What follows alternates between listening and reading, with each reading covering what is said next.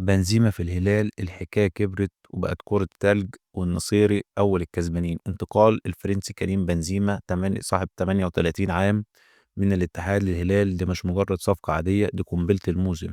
صعب جدا تشوف نجم بحجم الحكومة المتوج بالكرة الذهبية 2022 ينتقل بين الغريمين الكبار دول، خصوصا مع تاريخ التنافس بينهم.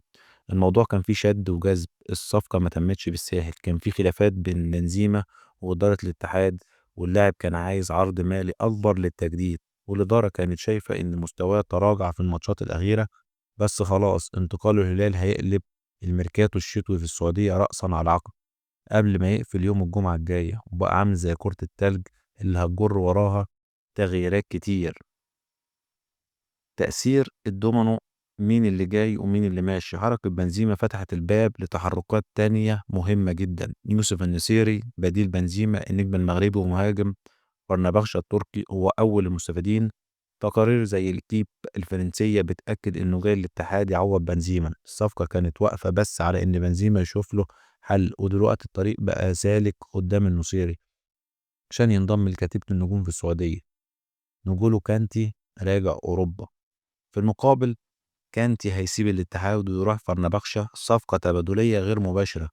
كانتي عايز يرجع أوروبا علشان يضمن مكان في منتخب فرنسا لكأس العالم 2026، والاتحاد وافق بشرط إن النادي التركي يسيب النصيري.